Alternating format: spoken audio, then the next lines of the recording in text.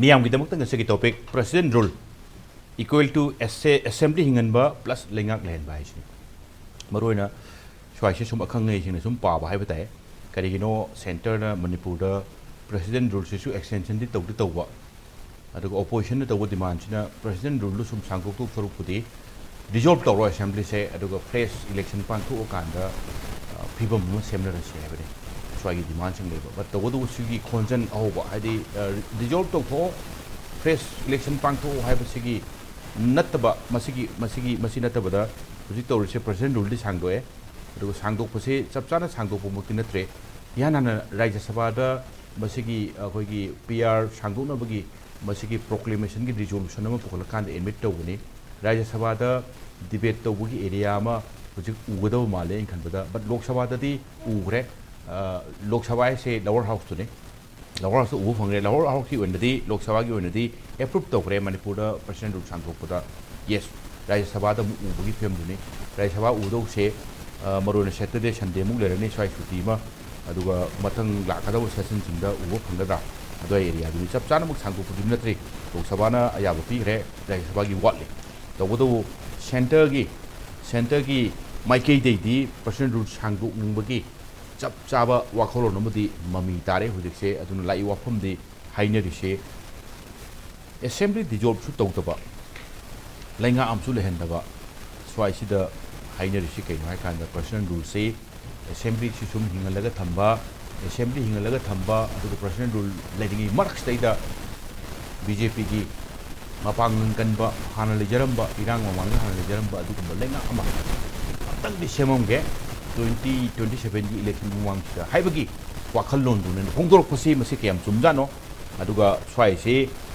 karigum kan da opposition thambiba dissolve to tho aduga fresh election to bono pharabja ni kai si chumjala swai se hongdo isi kamai tawjano opposition mo ibi kono lobum to putu lobujala election hai kan da election paisa di jangdo ni ko to godabu laingak su semba ngamdaba masing dum lejaba haira kan da karai dono ma ising da chingnabam leibani adu chingnaba sing ko fananaba election ne pangtho ko ne yengra si haibi area du ni swaida kumna khana jarba tanjani loni yengbi ba puna Manipur Saratchandra Sharma impact news ki Manung Ramu story loni ngasigi topic sta khan nabda lengjan bidi ba gap singbi ai ye election kun phambiri basi Pradip Phanjoubam editor IRAP ne yana taung Pradip Phanjoubam sari du taung Pradip oide lengjan bidi basi o Nabakishor Vice President JDU Manipur State Unit ni ai taung Nabakishor taramno sari du taung Nabakishor oide ai ni tang phambiri jari basi Dr. Chinglen Maisam Economocs Department Manipur University ni oda timim su taramno sari yana an basi politics hai kan da taung Nabakishor Projecti JDU bangan kalimni Central Leingak semba yaurimni Bihar election chu kitang ngai sel leini Manipur gi hai kan da Manipur State Unit ki JDU ga na Vice President yam toina su bokelo pire aduga issue sing chorona dum khang laabne Vice President gi mamang da Manipur Chief Secretary su oramba lamdam sigi hai ba di fajan di khangaba tamo opening remarks nga sigi topic siga lora dum thampi yani ai wahangna mayam na hainari sumjala BJP center na hojik tawse PR du su logdi lokong daba sangdi sangdo onba assembly di su dum hingala thamba karigino har kanda MLA na dum lehenba fresh election pangthokpagi idea simadi leingak ta center leingak ta changwa haiba yadre opposition fa lawso aduga sigi marak saida karai da noma hana irang mamang da leramba BJP gi mapangan kanba leingak adugu mama leheningi haiba saida kari wahum thambilingi Sarat kano hojiki any political party BJP or Congress or ko moroiba leading party ani se makoina hairaku wa se moi party ki swartha da okay my party ki khudong jaba interest yang ngangani hariba adu makoina ngangi bisina leiba ki miang bi interest ka mase manabra habsu question na no tu yai manabra Manaroi Habadi Hainiga Lete. I don't know, Hojiki and the K Kogi Inner Manipurgi MP Honorable Angomsa Bimona Lok Sabada Pasagi Kogi PRC Sangdoki Matang over debate Manangangusi Koi Manipurgi Assembly dissolved Toro Aduga Masigi Atubomatam the election to Mana High same voice Kogi Manipur Pradesh Congress Committee President Oibiriba Honorable Megachandran sum high see how she dissolved the bureau of the fresh election amateur and have people give mandate ama ikoi amukhana Pangnabo ikoi election topsi sini hariba ada ikoi namuk kari haini politics ki kanom dagi amuk khara thaptok na ikoi si chalaga amuk yeng si hariba suppose even though I is a politician or so I am a politics ki interest na traga adom dagi ngang da ba kana neutral when ngang gi mong se zum ai leje hari yes ngang sungang da ba khoi dum khangse khoi evidence oina dum lejari hoi adada hoje ki leiri irang se sahi ani ga tha hum muk phajala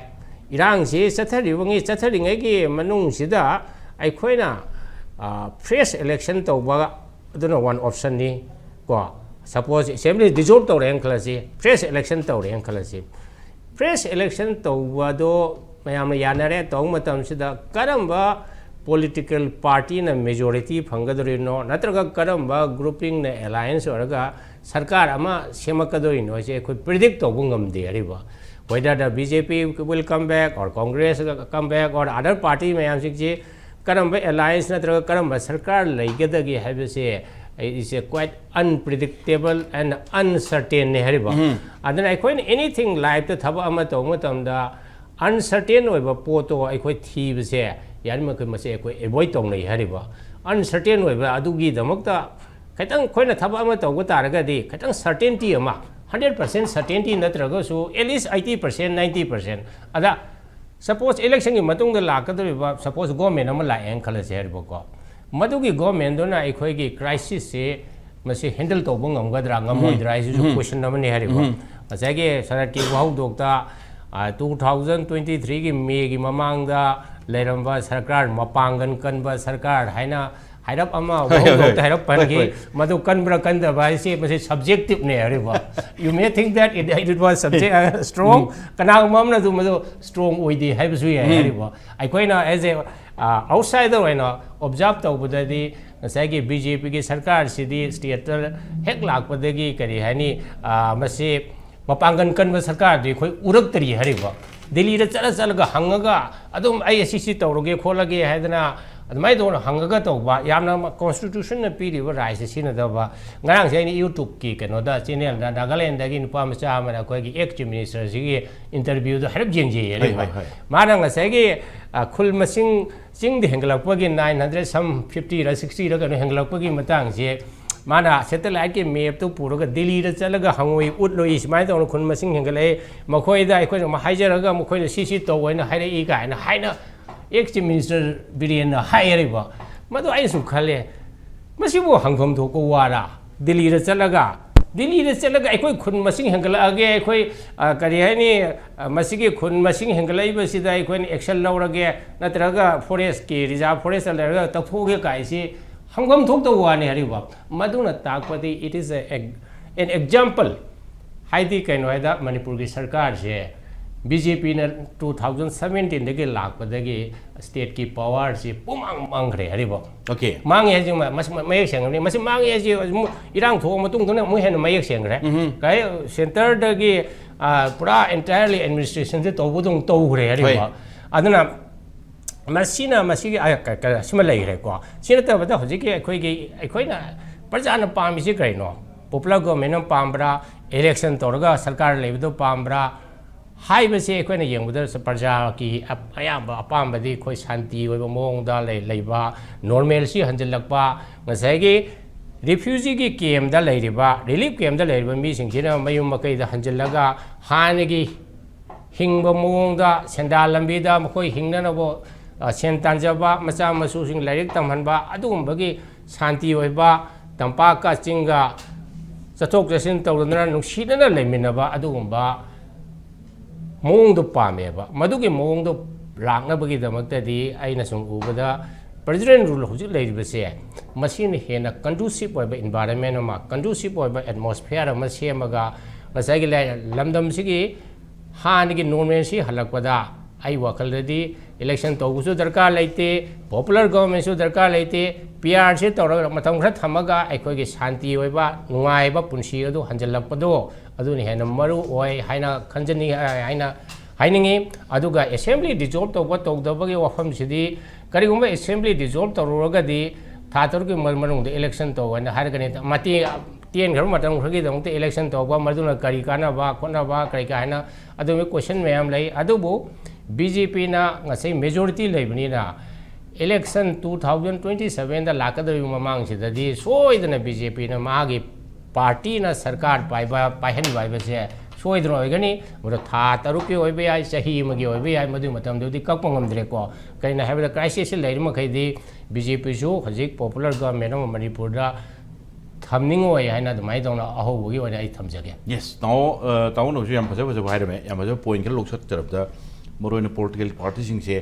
my माइगी कानबा my माइगी खुदोंग Chaba खरदि सोइ येंगा थबक तौदोइनि ngang हैबनि सम सम नाइ करिम कान ngang मा थबक तोरपन मसुम यौबजानि तामो अदुगा मरोइना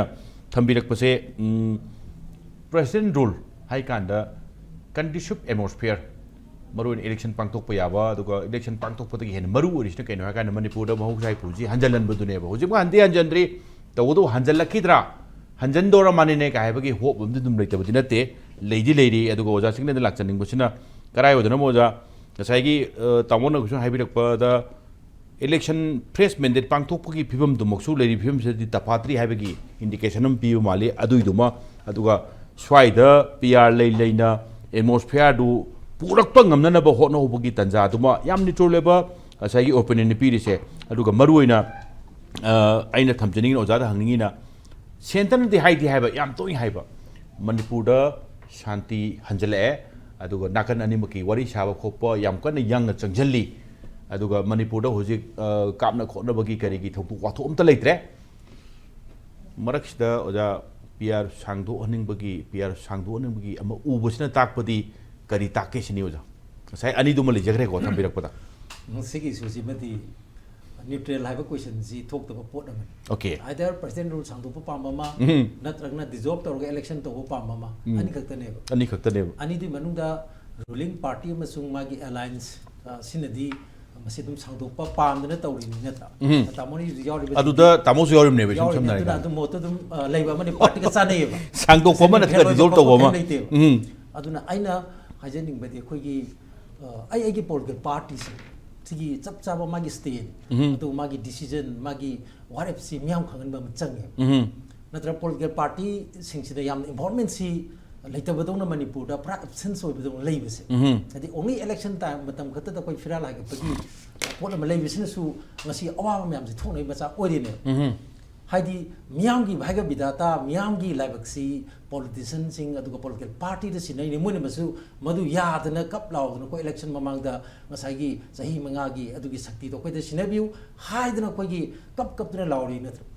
अदुना political party सिंगी कम कम फ्रेप नै हाइसु कोइ चंगे panel सिंगी कोइ मोचिदी होय सिदी होय अमरोमदा sense अमदा तामोन हाबिबा neutral गी वादसु दुम हाबिदि अदु there is no third person in the world हाइनि अदुदा अदुम थाजरे अखोय हाइदि मयादे लेपा अर्जेंटीना गा ब्राजील फुटबॉल सानाबदा अनि मना अमना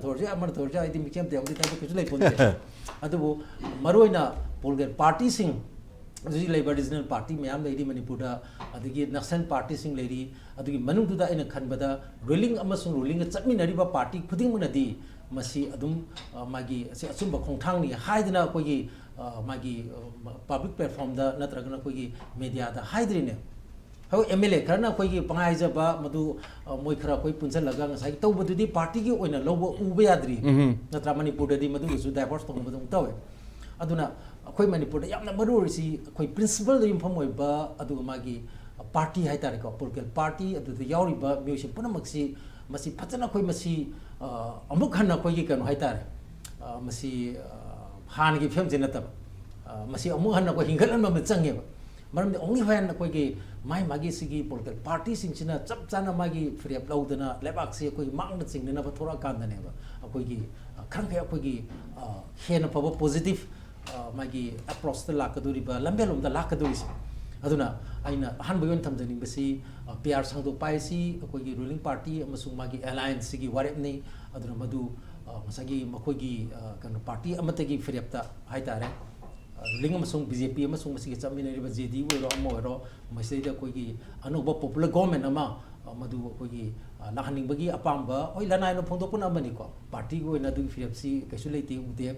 aduna hoji phogi na to boi wafam leite adu congress ki di amasung magi india block ki haitare ne sigi sidi hack from the very beginning haitare hack horokba matam adudagi hauna dum haiba hore haidi PR laaba matung sidaida PR IC mogi wakhalda PR IC matam khargi koi gi manungi internet gi conflict tu manage tongna matam leibani matam lobani aduna masidi koi gi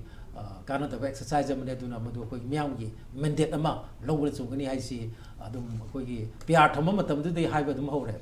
adi national party maru no le party sing haiba dum thengnai aduna Jammu Kashmir same thing is Jammu Kashmir zum thoe Jammu Kashmir da thoi sina mukramai to geda mona lisang sina president rule thamak pase masina kai to geda hanadigi tokhai tabagi wakhlon phawba maruna koi nauri bana hasing adigi sidi kamai to geda central rule haidi magi local gi midu natab atopa nan local gi mi sing sina administration da lengak da karida sum ngalitan makoina dum uraga leiba adigi sina marmoi da kamai to geda laptop gi changsi hai magi alienation ji hengalakpa ade hengalakpa duna ngasai propok tok tana ona tane na ngasai gi hena ko gi leba kaininga oiba unity amsung integrity da madu kaininga wa threat oiba ba pot meama hengalakpa gi posi ui hadi PR manung da ni mui hengakriba meam hadi over center hana digi centralized ro form da di hena sigi over centralization tro pasin kai dor ke da laptop gi changji helakpa ade Manipur gi sdai da su ko na sum umatam da PR manung sida ko gi tamna ko gi ngasai gi separation gi potse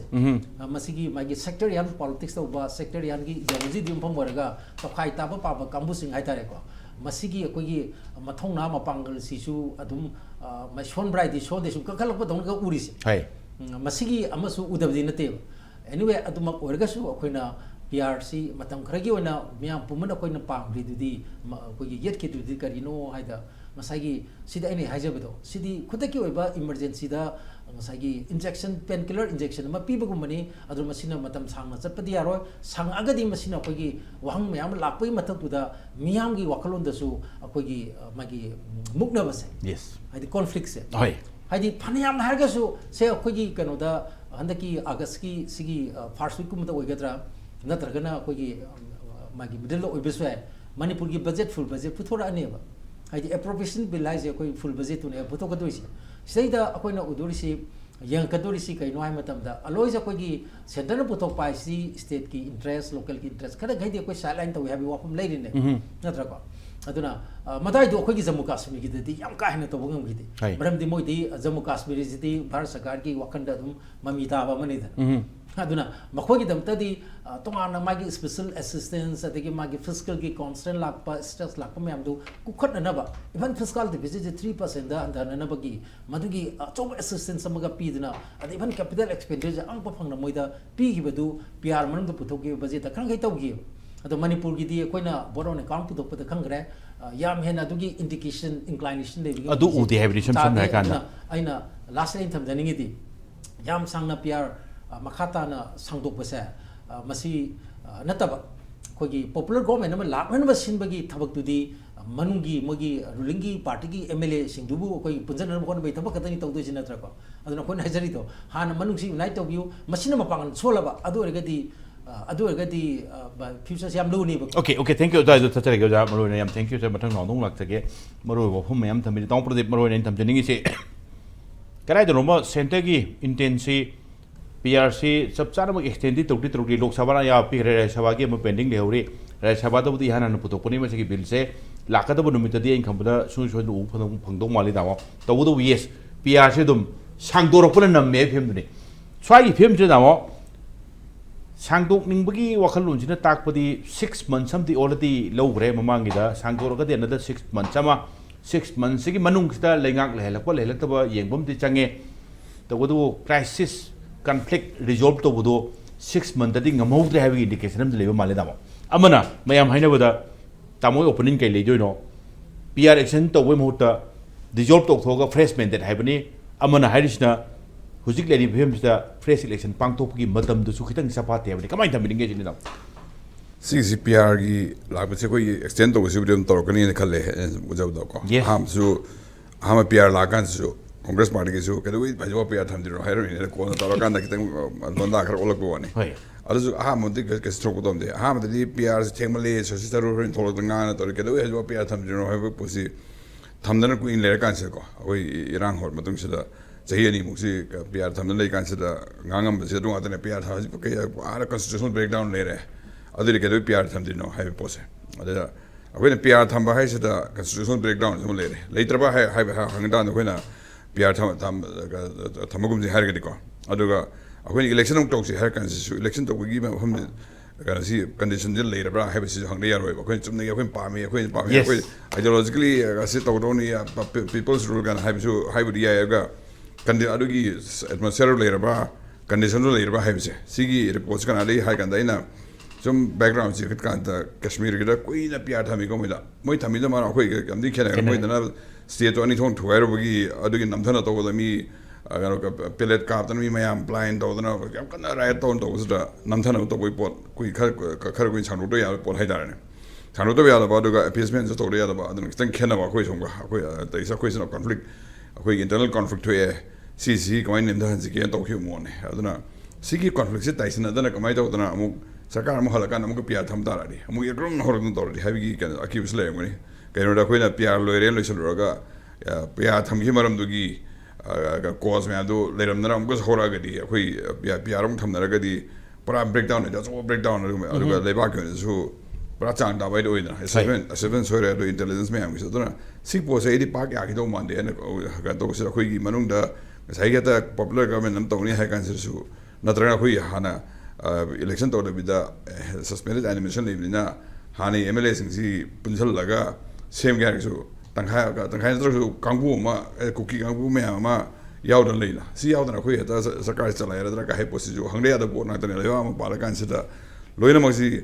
taishan na bom han chang ye he si am cham chong no rum ga do ma le khoi mo da hai ta re yen kan sida loin pula kan sa sim si sarkar si kamai no pun do no hai gi maram jing thi lo pui mo da wa aduga nakanam da gi are ko mo da sim si hai kan si irang se mo hor kan ni hai posi adu me asle unaram do ma le ada yang mana koi saya ingin saya Kashmir habis bangga saja Kashmir sehi matang sang dulu ya ada no Iran tok le na sehi si PR thamore ada gini la kan tok kan saja moi Supreme Court ya ada na sehi di sang dulu limitan thamore ko limitan tham tung si hai si sang dulu ya si national emergency le di ai ada sehi di khela ka suwa national emergency le di ai natra kana election commission gi report election to ya kiro hera gadi akoi PR sang dulu ya sehi hela ka su ada koi na sai wari sana kan sida election commission opinion ga se akoi na yar hai mong sto si yar this is yar ba election to yar dra free and fair election yar dra ka hai si gi report on election commission this da ka le da si gi report ka si ko no sa ka ni akoi na sida extraordinary circumstance am le ne ko conflict am le na the conflict si ai ne khan ba ko akoi mayan budi sum to mi le re aduga moi own internal reports le khar ubya kitang improvement le havigi you know se koi khulai me am thagana se khulai kam le hori ka si report me ngon sa nak phang bhai dar ne ada moi gi own reports da manung assessment da improvement le makha ta zatha wi kongthang le ri ka haiba mo PR le na le bisa mai ujawa me ore PR gi so duga hai ka sai khulai saran da to kan su handagi sarkar panin sa to khre haji lemho ri si lising padre ka haiba monda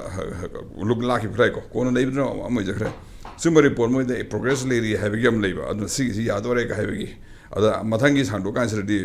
hai sina de election to si abai herikan 2027 da ko election le jare na hanak sandu kan sir di mathang ri sei phar ro tan matagi thatar lo kan sir de ba ada thatar lo kan sir da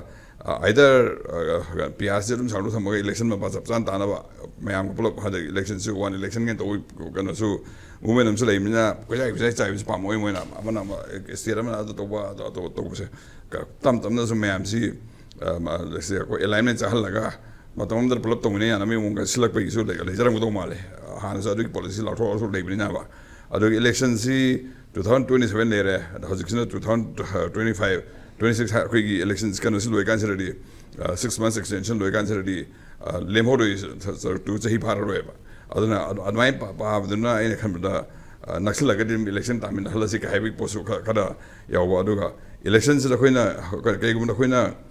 assembly dissolved or here assembly dissolved or su mathang election to ne helite ꯊꯥ ꯇꯔꯨꯛ ꯃꯇꯨꯡꯗ ꯑꯃꯨꯛꯁꯨ extend ꯇꯧꯔ ꯍꯧꯖꯤꯛꯅ ꯑꯦꯁꯦꯝꯕ꯭ꯂꯤꯁꯤꯗ MLA ꯃꯌꯥꯝꯁꯤ ꯀꯣꯃꯥꯗ ꯊꯝꯃꯒ ꯍꯥꯏꯇꯥꯔꯦ ꯍꯤꯡꯗ꯭ꯔꯒꯁꯨ ꯀꯣꯃꯥꯗ life ꯂꯥꯏꯟꯗ ꯊꯝꯃꯒ ꯑꯦꯅꯤ ꯇꯥꯏꯝ ꯁꯠꯇꯣꯛꯄꯕꯨꯗꯤ ꯌꯥꯏ ꯃꯥꯒꯤ ꯀꯩꯅꯣꯗꯣ ꯑꯣꯛꯁꯤꯖꯦꯟꯗꯣ ꯍꯥꯞꯄꯤꯅ ꯊꯝꯃꯒ ꯁꯨꯝ ꯍꯤꯡꯍꯟ ꯊꯝꯕꯩ ꯃꯑꯣꯡꯅꯤ ꯌꯥꯔꯒꯗꯤ ꯍꯤꯡꯒꯠꯍꯟꯁꯤ ꯍꯥꯏꯕ ꯃꯉꯣꯟꯗ ꯃꯣꯏ ꯄꯥꯔꯇꯤ ꯃꯁꯦꯟꯒꯤ ꯑꯣꯏꯕꯅꯤꯅ ꯑꯥꯗꯁꯨ BJP ꯄꯥꯟꯕ ꯁꯤꯁꯨ BJP ꯄꯥꯟꯕ ꯑꯗꯨꯅ ꯌꯥꯔꯒꯗꯤ ꯏꯂꯦꯛꯁꯟ ꯇꯧꯗꯕꯤꯗ ꯍꯥꯟꯅꯁꯤ ꯍꯤꯡꯒꯠꯍꯟꯁꯤ ꯍꯥꯏꯕ ꯄꯣꯠꯁꯤ ꯑꯗꯨꯝ ꯋꯥꯈꯜꯗ ꯈꯜꯂꯝꯗꯧ ꯃꯥꯜꯂꯦ ꯑꯗꯣ ꯍꯧꯖꯤꯛ ꯍꯤꯡꯒꯠꯂꯨꯔꯒꯗꯤ ꯑꯃꯨꯛ ꯀꯥꯏꯒꯗ꯭ꯔꯥ ꯍꯥꯏꯕꯁꯤ ꯆꯦꯔꯝꯒꯗꯧ ꯃꯣꯏꯅ ꯑꯗꯨ ꯃꯊꯛꯇ ꯉꯁꯥꯏ ꯍꯥꯏꯁꯦ ꯑꯩꯈꯣꯏꯒꯤ ꯏꯔꯥꯡꯁꯤ ꯊꯣꯛꯂꯛꯄꯗ ꯀꯣꯖꯦꯁ ꯈꯔꯗꯤ ꯊꯣꯛꯂꯛꯄꯅꯤ ꯀꯣꯖꯦꯁ ꯃꯌꯥꯝꯗꯨ ꯔꯤꯖꯣꯜቭ ꯇꯧꯗ꯭ꯔꯤ ꯑꯃꯨꯛꯀꯁꯨ ꯊꯣꯛꯂꯛꯄ ꯌꯥꯏ ꯑꯗꯨꯅ ꯊꯣꯛꯂꯛꯑꯒꯗꯤ ꯌꯥꯝ ꯆꯣꯞꯄꯤꯗꯅ ꯀꯩꯅꯣꯁꯤ ꯄꯤꯌꯥꯔ ꯂꯧꯊꯣꯛꯑꯦ ꯍꯥꯏꯅ ꯍꯧꯔꯒ ꯊꯥ 2-3 ꯂꯩꯔꯒ ꯑꯃꯨꯛ ꯄꯤꯌꯥꯔ ꯊꯝꯃꯦ ꯍꯥꯏꯔꯒꯗꯤ ꯑꯃꯨꯛ ꯈꯤꯇꯪ ꯑꯃꯨꯛ ꯍꯪꯒꯠ-ꯍꯟꯗ ꯌꯥꯝ ꯊꯤꯅ ꯏꯟꯗꯤꯁꯤꯖꯤቭ ꯑꯣꯏꯕ ꯑꯗꯨꯒ ꯏꯟꯇꯦꯂꯤꯖꯦꯟꯁ ꯔꯤꯄꯣꯔꯠ ꯐꯖꯅ ꯂꯧꯗꯕ ꯑꯗꯨꯒ ꯑꯦꯁꯦꯁꯃꯦꯟ ꯐꯖꯅ ꯇꯧꯉꯝꯗꯕ ꯀꯥꯡꯕꯨꯁꯨ ꯃꯥꯟꯕ ꯁꯤꯒꯤ ꯗꯤꯂꯦꯃꯥꯁꯤꯗ ꯂꯩꯔꯝꯗꯧ ꯃꯥꯜꯂꯦ ꯑꯗꯨꯒ ꯇꯧꯕꯗꯤ ꯃꯣꯏꯒꯤ ꯔꯨꯂꯤꯡ ꯄꯥꯔꯇꯤꯒꯤ ꯑꯣꯏꯅꯗꯤ ꯃꯣꯏꯒꯤ ꯃꯊꯪꯗꯁꯨ ꯏꯂꯦꯛꯁꯟ ꯀꯥꯕꯒꯤꯁꯤꯗꯤ ꯑꯗꯨꯝ ꯃꯣꯏ ꯀꯩꯅꯣ ꯚꯤꯖꯟꯗ ꯌꯥꯎꯔꯝꯒꯅꯤ ꯑꯩꯈꯣꯏꯅ ꯍꯧꯖꯤꯛ ꯄꯠꯂꯥꯎꯅ ꯏꯂꯦꯛꯁꯟꯁꯤ ꯇꯦꯟꯁꯜꯂꯨꯔꯒ ꯁꯣꯔꯠ ꯗꯦꯗꯂꯥꯏꯟꯗ ꯇꯧꯔꯨꯔꯒ ꯑꯩꯈꯣꯏ ꯄꯥꯔꯇꯤꯒꯤ ꯃꯥꯡꯖꯒꯗ꯭ꯔꯥ ꯍꯥꯏꯁꯦ ꯀꯩꯅꯣꯗ ꯑꯩꯈꯣꯏ ꯗꯦꯃꯣꯀ꯭ꯔꯦꯁꯤꯁꯤ ꯇꯧꯔꯤꯁꯤ ꯋꯥꯟ ꯑꯦꯁ ꯑꯩꯈꯣꯏꯅ ꯌꯥꯝ ꯊꯤꯅ ꯄꯤꯌꯣꯔꯂꯤ ꯚꯦꯂ꯭ꯌꯨ ꯕꯦꯁ ꯗꯦꯃꯣꯀ꯭ꯔꯦꯁꯤ ꯍꯥꯏꯁꯤꯅ ꯋꯥꯈꯜꯗ ꯑꯗꯨꯝ ꯍꯥꯏꯖꯕ ꯋꯥꯅꯤ ꯄꯥꯔꯇꯤ ꯄꯣꯂꯤꯇꯤꯛꯁꯀꯤ ꯃꯌꯥꯝ ꯍꯥꯏꯔꯒꯗꯤ ꯄꯥꯔꯇꯤ ꯑꯉꯝ ꯃꯨꯟꯅꯕꯒꯤ ꯄꯣꯠꯁꯦ ꯑꯗꯣ ꯄꯥꯔꯇꯤ ꯄꯣꯂꯤꯇꯤꯛꯁꯁꯤꯗ ꯇꯥꯟꯖꯥ ꯂꯧꯅꯕꯒꯤ ꯑꯩꯈꯣꯏ ꯍꯟꯗꯛꯁꯤꯗ ꯏꯂꯦꯛꯁꯟ ꯇꯧꯔꯗꯤ ꯗꯤꯁꯑꯦꯗꯚꯥꯟꯇꯦꯖ ꯂꯩꯅꯤ ꯍꯥꯏꯔꯒꯗꯤ ꯈꯤꯇꯪ ꯁꯥꯡꯗꯣꯛꯈꯤꯁꯤ ꯑꯗꯨꯝ ꯍꯥꯏꯅ ꯃꯣꯏ ꯄꯥꯔꯇꯤ ꯃꯅꯨꯡꯁꯨ ꯍꯥꯏꯔꯝꯒꯅꯤ ꯑꯩꯈꯣꯏ ꯍꯧꯖꯤꯛ ꯇꯧꯍꯧꯔꯗꯤ ꯌꯥꯝ ꯐꯔꯅꯤꯒ ꯍꯥꯏꯔ ꯑꯗꯨꯝ ꯇꯧꯔꯛꯀꯅꯤ ꯁꯤꯁꯤꯗ ꯏꯂꯦꯛꯁꯟ ꯇꯧꯍꯧꯅ ꯐꯔꯅꯤꯒ ꯍꯥꯏꯔ ꯃꯣꯏꯗ ꯈꯤꯇꯪ ꯃꯣꯏꯒꯤ ꯔꯤꯄꯣꯔꯠꯁꯤꯡꯁꯤꯗ ꯃꯣꯏꯒꯤ ꯀꯩꯅꯣꯁꯤ ꯈꯤꯇꯪ ꯑꯞꯕꯤꯠ ꯂꯥꯛꯑꯒꯗꯤ ꯑꯗꯨꯝ ꯍꯧꯖꯤꯛ ꯏꯂꯦꯛꯁꯟ ꯇꯧꯍꯧꯅ ꯇꯧꯔꯁꯤ ꯑꯦꯁꯦꯝꯕ꯭ꯂꯤ ꯗꯤꯖꯣꯜቭ ꯇꯧꯍꯧꯔꯁꯤ ꯑꯗꯨꯒ ꯏꯂꯦꯛꯁꯟ ꯗꯤꯀ꯭ꯂꯦꯌꯔ ꯇꯧꯔꯁꯤꯅ ꯑꯗꯨꯒ ꯑꯩꯈꯣꯏꯅ ꯊꯥ 3 ꯑꯦꯛꯁꯇꯦꯟ ꯇꯧꯔꯦ ꯍꯥꯏꯁꯤ ꯊꯥ 3 ꯑꯣꯏꯅꯤ ꯍꯥꯏꯕ ꯂꯩꯇꯦꯕ ꯑꯦꯕ꯭ꯔꯣꯒꯦꯠ ꯑꯩꯈꯣꯏꯒꯤ ꯀꯩꯅꯣꯁꯤ ꯄ꯭ꯔꯦꯁꯤꯗꯦꯟꯁꯨ ꯂꯧꯊꯣꯛꯄꯗꯤ ꯑꯦꯅꯤ ꯇꯥꯏꯝ ꯂꯧꯊꯣꯛꯄ ꯄꯥꯔꯂꯤꯌꯥꯃꯦꯟꯠꯀꯤ ꯑꯌꯥꯕ ꯂꯧꯗ꯭ꯔꯁꯨ ꯂꯧꯊꯣꯛꯄ ꯌꯥꯏꯑꯕ ꯑꯗꯨꯒ ꯀꯩꯅꯣꯁꯤꯗ ꯑꯩꯈꯣꯏꯅ ꯁꯥꯡꯗꯣꯛꯄꯗꯨꯗꯅꯤ ꯑꯃꯨꯛ ꯁꯥꯡꯗꯣꯛꯀꯦ ꯍꯥꯏꯔꯒꯅ ꯊꯥ 3ꯒꯤ ꯀꯩꯅꯣꯗꯒꯤ ꯄꯥꯔꯂꯥꯃꯦꯟꯠ ꯃꯊꯧ ꯇꯥꯕꯩ ꯋꯥꯅꯤ ꯂꯧꯊꯣꯛꯀꯦ ꯍꯥꯏꯔꯗꯤ ꯍꯌꯦꯡ ꯊꯥ 3 ꯁꯥꯡꯗꯣꯛꯑꯦ ꯍꯥꯏꯔꯣꯅꯦ ꯊꯥ ꯑꯃꯒꯤ ꯃꯇꯨꯡꯗ ꯌꯥꯔꯦ ꯇꯥꯏꯁꯟ ꯍꯥꯏꯔ ꯂꯣꯏꯅꯃꯛ ꯍꯧꯔꯁꯤ ꯊꯥ ꯑꯃ ꯂꯧꯊꯣꯛꯑꯁꯨ ꯌꯥꯏꯑꯕ ꯑꯗꯨꯅ ꯊꯥ 3 ꯁꯥꯡꯗꯣꯛꯑꯦꯅ ꯊꯥ 3 ꯂꯥꯁ ꯇꯧꯅꯤ ꯍꯥꯏꯁꯨ ꯂꯩꯇꯦ ꯑꯗꯨꯅ ꯑꯩꯗꯤ ꯁꯤꯒꯤ ꯂꯤꯋꯦꯁꯤꯗ ꯃꯣꯏꯒꯤ ꯑꯪꯀꯁꯤ ꯁꯨꯃꯥꯏꯅ ꯂꯩꯔꯝꯒꯗꯧ ꯃꯥꯜꯂꯦ